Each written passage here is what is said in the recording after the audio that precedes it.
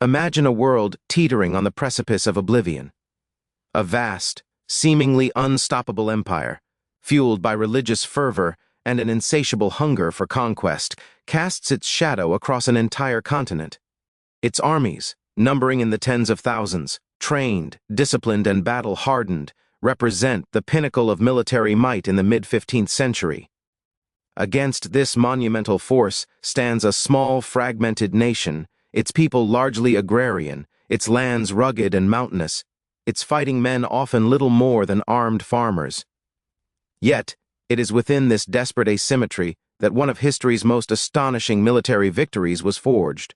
This is the story of how 8,000 Albanian farmers, led by a legendary warrior, didn't just resist but utterly shattered an Ottoman army 10 times their size at the Battle of Albulena, a victory that echoed through the valleys of Albania and across the battlefields of Europe. The year is 1457. For over a century, the Ottoman Empire had been relentlessly expanding its dominion, swallowing kingdoms and empires whole. From its base in Anatolia, it had swept through the Balkans, crushing Serbia at Kosovo, conquering Constantinople, and threatening the very heart of Christian Europe. One of the last bastions of resistance in its path was Albania, a land fiercely independent, yet perpetually contested, and at the heart of this resistance stood one man, George Kastrioti, better known to history as Skanderbeg. Skanderbeg's life was a saga of transformation. Born into Albanian nobility, he was sent as a hostage to the Ottoman court in his youth, a common practice to ensure loyalty from vassal states. There, he was converted to Islam, educated in the finest military academies, and rose through the ranks of the Sultan's army, earning the moniker Skanderbeg, meaning Lord Alexander, a testament to his perceived martial prowess akin to Alexander the Great. He served with distinction, learning the intricacies of Ottoman warfare, their strengths, and perhaps more crucially, their weaknesses. But beneath the surface of the loyal Ottoman commander, the spirit of an Albanian chieftain still burned. In 1443, seizing an opportune moment during a campaign against the Hungarians, Skanderbeg deserted the Ottoman ranks, returned to his ancestral lands, and publicly renounced Islam, proclaiming himself the avenger of his family and his people. He raised the red and black flag with a double-headed eagle, a symbol that endures to this day, and rallied the Albanian chieftains. His vision was audacious, to forge a united front against the Ottoman juggernaut. This led to the formation of the League of Legge in 1444, a military and political alliance of Albanian principalities under his leadership. For over 2 decades, Skanderbeg would wage a relentless guerrilla war, becoming a thorn in the side of successive Ottoman sultans, a beacon of hope for Christian Europe and a master of defensive warfare. His strategies were unconventional, brilliantly adapted to the rugged Albanian terrain. He rarely met the Ottomans in open battle, knowing his forces were always outnumbered. Instead, he preferred ambushes, lightning raids, and exploiting the natural landscape to neutralize the Ottoman numerical advantage. He understood logistics, morale, and the psychology of warfare better than almost any commander of his era. But even for Skanderbeg, 1457 presented a dire challenge. The preceding years had been taxing. Skanderbeg had suffered a significant defeat at the Battle of Albulena in 1456, a rare stumble that had cost him dear. His cousin, Hamza Kastrioti, a trusted commander, had deserted him and fled to the Ottoman court, offering his services and invaluable intelligence about Albanian strengths and weaknesses. This defection was a severe blow, not just militarily but morally. It provided the Ottomans with a crucial advantage, an intimate understanding of Skanderbeg's usual tactics and defenses, as well as the morale of his troops.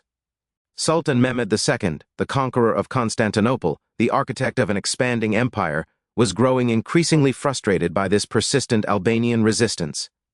He viewed Skanderbeg as a personal insult, a rebel who defied the might of his empire. Determined to crush Skanderbeg once and for all, Mehmed dispatched a massive army under the command of Isak Beg Evrenos, a seasoned Ottoman general and former mentor to Skanderbeg himself, accompanied by Hamza Kastrioti. The sheer scale of this force was designed to be overwhelming, a hammer blow meant to shatter Albanian resistance definitively.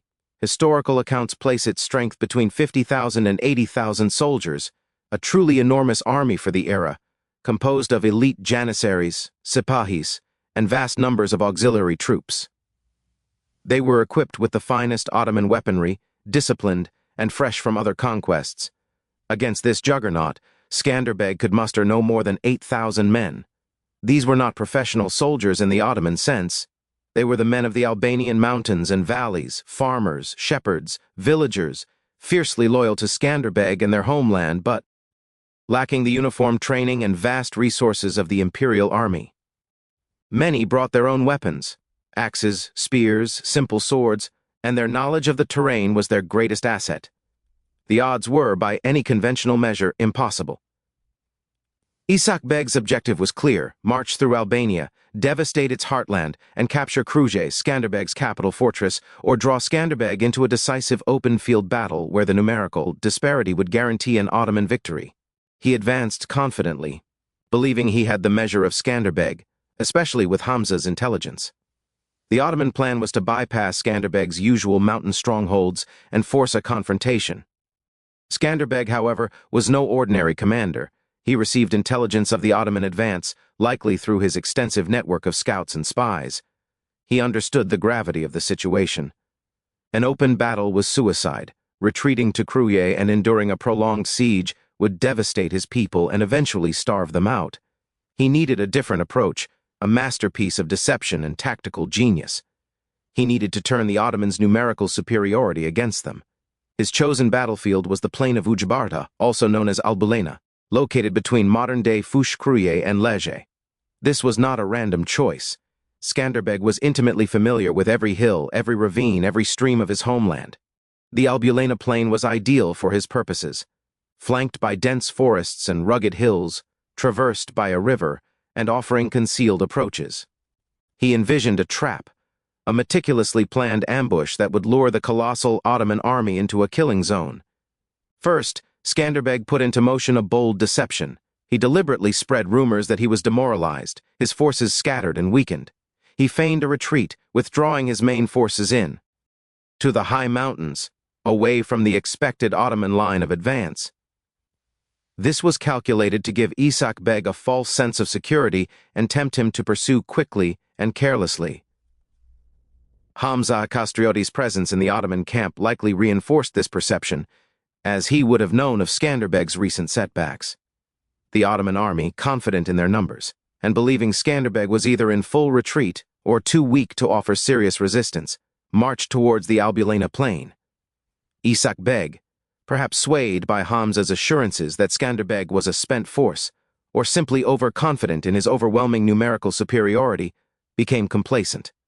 His vanguard advanced rapidly, followed by the main body of his army, spread out, perhaps less vigilant than they should have been. The sheer size of the Ottoman host meant that their movements were slow and cumbersome. Their battle formations stretched over vast distances. They were a leviathan, powerful but unwieldy. Skanderbeg, meanwhile, had meticulously prepared his trap. He divided his 8,000 men into 3 main divisions. The first, a small vanguard, was positioned to make a brief, symbolic stand before feigning a full rout, drawing the Ottomans further into the plain. The second and third divisions, the bulk of his forces, were expertly hidden in the dense forests and ravines flanking the plain. These positions were chosen for maximum concealment, allowing the Albanian forces to remain unseen until the critical moment. Skanderbeg himself commanded one of these hidden wings, while his trusted lieutenants, like Moisi Arianet Golemi, commanded the others. He ordered his men to remain absolutely silent, their positions concealed by the natural topography and the thick foliage. This required immense discipline from his predominantly irregular troops, but their fierce loyalty and understanding of the stakes involved ensured their obedience. The fate of their homeland rested on their ability to remain hidden. As the Ottoman army surged into the plain of Albulena, they saw only a few scattered Albanian defenders, who quickly retreated. This confirmed Isak Beg's belief that Skanderbeg was broken. The Ottoman vanguard, eager for glory, pursued them headlong. The main body followed, a vast river of men, horses, and equipment flowing into the valley. They stretched across the plain, their lines extended, their formations becoming increasingly disorganized, in their haste to catch the retreating foe. The sheer momentum of their advance became their undoing. The sun beat down on the plain, the dust raised by tens of thousands of marching feet creating a haze. The air was thick with the scent of men, horses, and the anticipation of an easy victory. The Ottoman commanders, far from sensing danger, likely spurred their men on, eager to claim a decisive victory over the legendary Skanderbeg. But beneath the apparent chaos of retreat, Skanderbeg was watching, patiently waiting for the perfect moment. He waited until the vast majority of the Ottoman army, particularly their center and vanguard, had fully entered the killing zone, a relatively constricted part of the plain, flanked by the very woods and ravines where his men lay hidden. The Ottoman lines were now stretched thin, their communications difficult, their ability to maneuver as a cohesive unit severely compromised by the terrain and their own rapid advance. They were a coiled spring, stretched to its breaking point.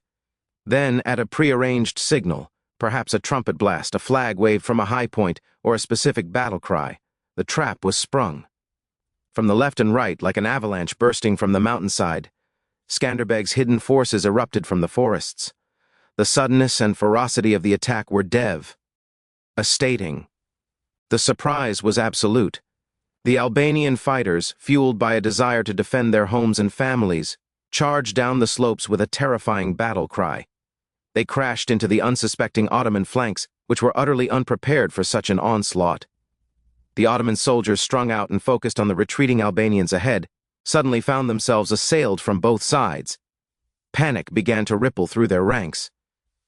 Skanderbeg himself led one of the charges, a fearsome figure at the head of his men, inspiring them with his personal courage and unwavering resolve. His warriors, though fewer in number, fought with the desperation of those defending their homeland. They wielded their weapons with brutal efficiency, their knowledge of the terrain giving them an intimate advantage in the close-quarter chaos that ensued. The Ottoman army, caught in a vice, struggled to react. Their numbers, which should have been their strength, became a weakness. Their vast formations became a tangled mass of men and horses, unable to deploy effectively in the confined space. Commanders struggled to issue orders through the din of battle, and even if they could, their scattered units found it impossible to reform. The Janissaries, the elite infantry, known for their discipline, found themselves caught in a confused melee, unable to bring their coordinated fire to bear. The Sipahi cavalry, so effective in open charges, were hampered by the terrain and the sheer press of bodies. Meanwhile, the small Albanian vanguard, which had initially feigned retreat, now turned around and attacked the Ottoman front, completing the encirclement. The Ottoman army was now effectively trapped, caught between the three Albanian forces and the unforgiving terrain. The battle descended into a desperate struggle, a maelstrom of steel, blood, and fear. The Albanian tactics focused on creating maximum disruption and exploiting every opening. They aimed for the Ottoman command structure, knowing that decapitating the leadership would sow even greater panic. Their attacks were precise and relentless, targeting the vulnerable flanks and rear of the Ottoman formations. The element of surprise, coupled with the terrain and the Albanians' fierce determination, turned the tide decisively. The battle raged for hours. The Ottomans, despite their superior numbers, found themselves fighting a losing battle against an enemy they couldn't see coming and couldn't contain. The initial surprise gave way to disarray, then to outright panic. The vastness of their army, which once seemed an unstoppable force, became a liability. Soldiers trampled each other in their desperate attempts to escape the relentless Albanian assault. The narrow passages and the river became choked with bodies, a gruesome testament to the Ottoman army's collapse. The casualties were catastrophic for the Ottoman forces. Thousands upon thousands were cut down where they stood. Many more tried to flee, only to be pursued by the relentless Albanian light cavalry and infantry, who knew every hidden path and forest trail. The pursuit was as deadly as the initial ambush. The battle wasn't just a defeat, it was a rout, a massacre. Accounts vary, but it is widely accepted that the Ottoman army suffered truly devastating losses.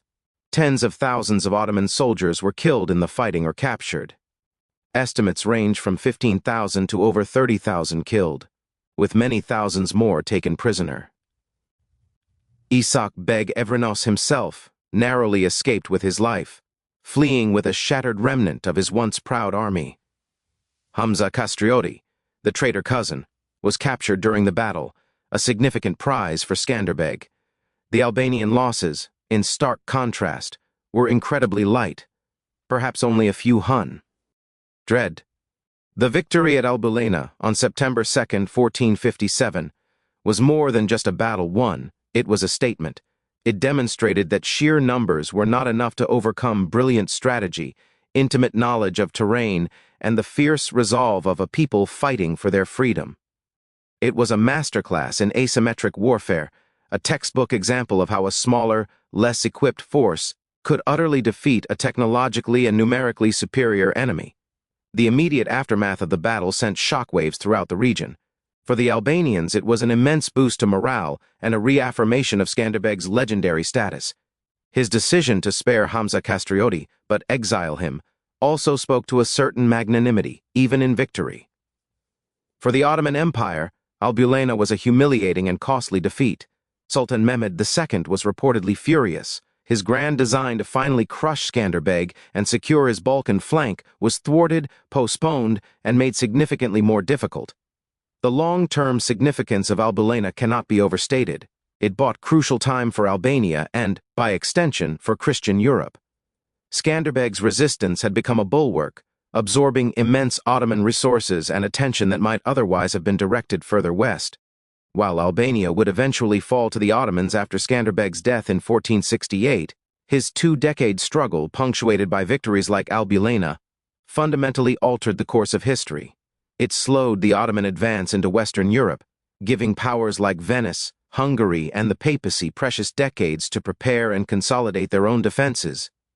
Without Skanderbeg's resistance, the Ottoman Empire might have pushed even deeper into Italy and Central Europe, changing the geopolitical landscape irrevocably. Skanderbeg became a celebrated figure across Europe, lauded by popes and kings as Athleta Christi, the champion of Christ. His victories were seen as miracles, and his exploits were recounted in chronicles and ballads. Albulena, in particular, stood out as a testament to human ingenuity and courage against seemingly insurmountable odds. It cemented his reputation as one of the greatest military commanders of the 15th century, a master strategist whose tactical brilliance rivals any in history. The legacy of Albulena lives on, not just in the annals of military history, but in the cultural memory of the Albanian people. It is a powerful narrative of resilience, a reminder that even the smallest nations can defy the greatest empires when united by a common cause and led by an extraordinary vision. The 8,000 Albanian farmers were more than just their profession. They were defenders of their homes, their faith, and their very identity, transformed into formidable warriors by the imperative of survival and the genius of their leader. This battle serves as a timeless lesson, that the true measure of military strength lies not solely in numbers, but in leadership, strategy, morale, and the intelligent use of terrain. It reminds us that an army fighting for its very existence, defending its hearth and home, can tap into a wellspring of courage and determination that even the most disciplined professional army may struggle to match. At Albulena, Skanderbeg and his Albanian farmers didn't just win a battle, they defied destiny, shattered an empire's hubris, and etched their names into the ledger of history with an act of unparalleled heroism and tactical brilliance. Their victory remains a shining example of the underdog prevailing, a testament to the indomitable human spirit in the face of overwhelming power.